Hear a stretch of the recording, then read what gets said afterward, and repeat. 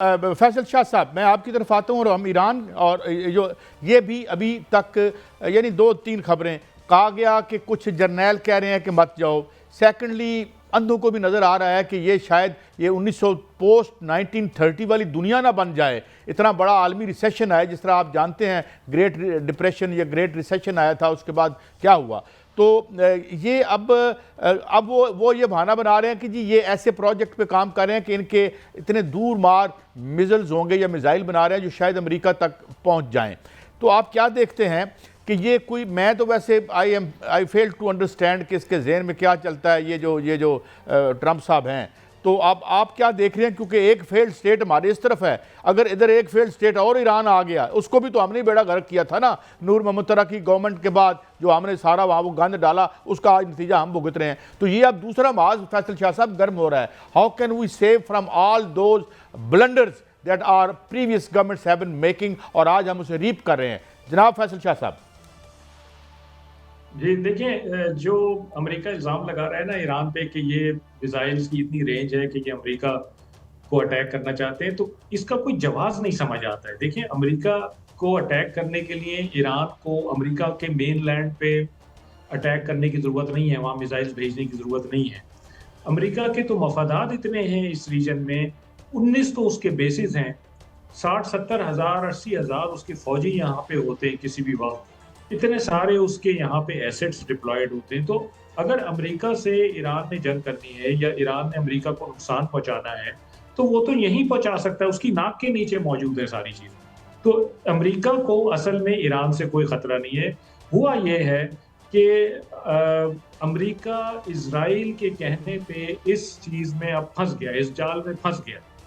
آپ دیکھیں کہ اسرائیل کی طرف سے نہ کوئی سٹیٹمنٹ ہے، نہ کوئی موومنٹ ہے، نہ کوئی اور بات چیت کی جا رہی ہے، کچھ کہا جا رہا ہے. بالکل پیچھے بیک گراؤنڈ میں اسرائیل جا کے بیٹھ گیا ہے، امریکہ کو تھپکی دی ہے، اور ٹرمپ صاحب نے یہ سارا کچھ یہاں لا کے کھڑا کر دیا ہے. اب وہ شاہ صاحب، جو اسرائیل ہے وہ تو ایک سازش میں لگا ہوا ہے، ساتھ مودی لگا ہوا ہے، اس پہ تو میں رہنمائی چاہوں گا. لیکن جو ابھی بات آپ نے کی ہے کہ امریکہ کو ایران سے کوئی خطرہ نہیں ہے، لیکن امریکہ جو ہے وہاں پر باقاعدہ طور پر بیڑے لے کر آ گیا ہے. 13 سے زائد جو ہیں بیڑے وہ پورے ریجن میں موجود ہیں، اور 1-2 خطرناک جو ہیں وہ بحری بیڑے وہاں پر موجود ہیں. اور یہ بھی کہا جا رہا ہے، اور ساتھ ساتھ جو ٹرمپ نے کہا کہ بیرون براعظمی میزائل پر کام کر رہا ہے، اور یہ خبر آ رہی ہے وہ یورپی میڈیا کی جانب سے کہ ایران نے خرم شیر اور فتح کے نام سے جو میزائل بنائے ہیں ان کی رینج 10,000 کلومیٹر ہے، اور وہ نیو یارک اور واشنگٹن کو بھی جو ہے وہ ہٹ کر سکتے ہیں. اور انہوں نے یہ بھی کہا ہے کہ ان کی رفتار جو ہے وہ آواز سے 15 گنا زیادہ ہے. یہ فرمائیے گا کیا ایسی ٹیکنالوجی ایران کے پاس ہو سکتی ہے؟ اور دوسرا، جو ایران کے پاس 300 خودکش میزائل کشتیاں ہیں، وہ کتنی خطرناک ہیں بحری بیڑوں کے لیے جو امریکہ نے وہاں پر سمندر میں ڈالے ہوئے؟ جو آپ بات کر رہے ہیں نا کہ ہائپرسونک میزائلز ان کے پاس ہیں، تو وہ تو ان کے پاس موجود ہیں، اور ہائپرسونک میزائلز کی اگینسٹ ڈیفنس دنیا میں اس وقت موجود نہیں. تو یہ ایک بہت بڑا ڈیٹرنس ہے جو ایران کے پاس ہے. اور امریکہ جو بات چیت کر رہا ہے اور کانفلکٹ کو ایوائڈ کر رہا ہے، اس میں ایک یہ بڑا فیکٹر. دوسرا بڑا فیکٹر جو امریکہ کو روکے ہوئے ہے، وہ اس کی نشاندہی آپ نے کی ہے کہ ان کے پاس جو تقریباً 300 بورڈز ہیں، 300 سے بھی شاید زیادہ ہوں گی، جو ان مینڈ بورڈز ہیں، ریموٹ کنٹرولڈ ہیں. اس کے علاوہ ایسی بھی بورڈز ہیں جس میں لوگ بیٹھتے ہیں اور ان کے اوپر میزائل لگے ہوئے ہیں. اور مجھے یہ بھی پتا ہے کہ امریکی جہاز کے کپتانوں کو سب سے زیادہ خوف ان بورڈ سے آتا ہے. آپ دیکھیں گے کہ اگر یہ پورا ٹائم گزر جائے گا، اور مجھے امید ہے کہ انشاءاللہ ایگریمنٹ ہو جائے گا، کوئی عام کانفلکٹ نہیں ہوگا، لیکن امریکی جہاں پہ اس وقت کھڑے ہوئے ہیں وہیں سے واپس چلے جائیں گے، یہ آگے نہیں بڑھیں گے. کیونکہ آگے گلف آف عمان ہے، اسٹریٹ آف ہارمز ہے، اور پرشین گلف ہے. یہ 3 پانی کہ آپ سمجھیں کہ واٹر باڈیز ہیں جو کہ ریسٹرکٹڈ واٹر باڈیز کہلاتے ہیں، یعنی کہ یہ لمٹ لیس نہیں ہے، سمندر کی طرح نہیں ہے، ان کی حد کم ہے. تو جب کم حد کے پانی میں اور کم گہرائی کے پانی میں بڑا شپ آ جاتا ہے تو وہ ایک بڑا ٹارگٹ بن جاتا ہے.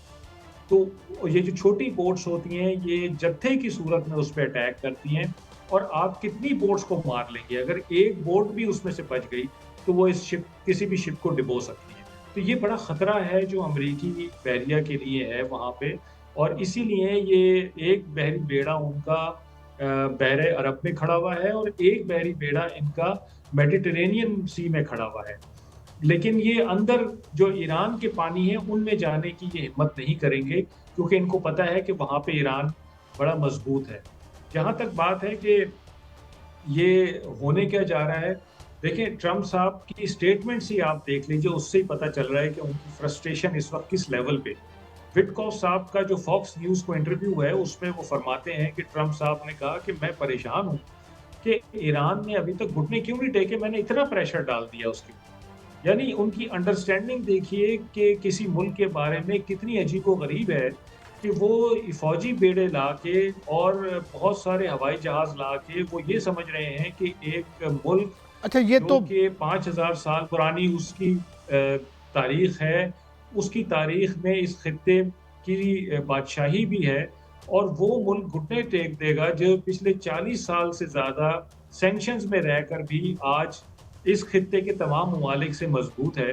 اچھا وہ نہیں گھٹنے فیصل ٹیکنے شاہ کا صاحب، یہ امریکہ بڑا کے سامنے سے دلچسپ بھی آپ چیزوں نے میں اس کی نفسیات پہ جو آپ نے ریفلیکٹ کیا ہے کہ بھئی وہ تو اس طرح لگتا ہے نا اب فیصل شاہ صاحب اور جناب اعجاز محمد ملک صاحب کہ یہ کوئی جس طرح یہاں قبضہ گروپ نہیں ہوتے ہمارے ہاں پلاٹوں پہ قبضے کرنے والے، دس از دی سیم سائیکالوجی. جس طرح فیصل شاہ صاحب نے بھی بڑا انٹرسٹنگلی پوائنٹ آؤٹ کیا کہ بھائی وہ گھٹنے کیوں نہیں ٹیک رہے.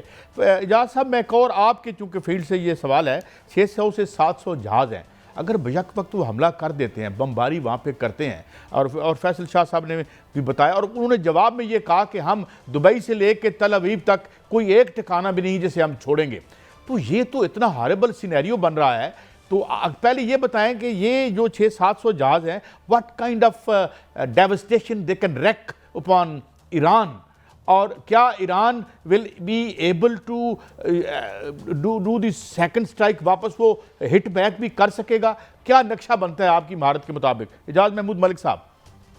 دیکھیے جی، جہاں تک فورس کمپیریزن ہے نا، امریکہ کا کسی بھی امریکن جو ایئر پاور ہے وہ دنیا کے کسی بھی ملک سے اس کا مقابلہ کرنا جو ہے مشکل ہے. ان کے امریکن ایئر پاور بہت تعداد میں بھی اور اپنی لیتھیلٹی میں بھی بہت سپیریئر ہے. لیکن سوال یہ پیدا ہوتا ہے کہ وہ ان کی کتنی کیپیسٹی ہوگی کہ وہ اپنی جو اسٹرائکس کو اس حد تک اوور ویلمنگلی وہ لانچ کریں کہ ایران پورا جو ہے، یہ ان کی خواہش یا خواب تو ہو سکتا ہے لیکن پورے ایران کو تو وہ نیوٹرلائز نہیں کر سکتے. اور ایرانی قوم جو ہے اس کی جو ریزیلینس ہے، جیسے ابھی ایڈمرل صاحب فرما رہے تھے، ان کی ایک ہسٹری ہے، ان کی یہ جنگ کی ان کی ایک ہسٹری ہے. دیکھیے یہ وہی قوم ہے جس نے 8 سال سے زیادہ عراق کو انگیج کیے رکھا. عراق کے ساتھ جنگ میں جب امریکہ اور سارے الائز جو تھے وہ عراق کو اسلحہ سپلائی کر رہے تھے اور ایران پہ سینکشنز تھی، اور اس وقت ان کی ملٹری انڈسٹری بھی اتنی کامیاب نہیں تھی جیسی کہ اب ہے، لیکن انہوں نے اپنی پوری ایک جنریشن تباہ کر دی. ٹین ایجر بچے جو ہیں نا وہ عراق کے خلاف وہ بھی شہید ہو رہے تھے. تو یہ بڑی ریزیلینٹ قوم ہے، اور یہ اتنی بڑی فورس جس کی اس خطے میں کسی بھی کانفلکٹ کے لیے اچھا امریکہ اعجاز محمود ملک صاحب اور فیصل شاہ صاحب، وقت سامنے آ جاتا، بڑا آپ نے بڑی صراحت اور بڑی بلاغت سے ان کو جو ہے ہمیں ایکسپلین کیا. بہت شکریہ جناب ریئر ایڈمرل ریٹائرڈ فیصل شاہ صاحب، جناب ایئر وائس مارشل ریٹائرڈ اعجاز محمود ملک صاحب. ناظرین، ہم اگلے سیگمنٹ میں اس پہ بات کریں گے کہ یہ جو ایک اکنامک ہالو کاسٹ ہو سکتی ہے، یہ جو جس طریقے سے بلائنڈلی ٹرمپ کر رہا ہے، ادھر اس نے لیٹن امریکہ میں گند ڈالا ہوا ہے، ادھر بھی سلسلہ چل رہا ہے، تو اس کی اکنامک فال آؤٹ کیا ہوگی، ہمارے پر کیا فال آؤٹ. ہم تو بڑی فریجائل سی اکانومی ہے، ہم تو ڈے ٹو ڈے لیونگ اور قرضوں پر زندہ ہیں. تو یہ کس قسم کی دنیا طلوع ہو رہی ہے.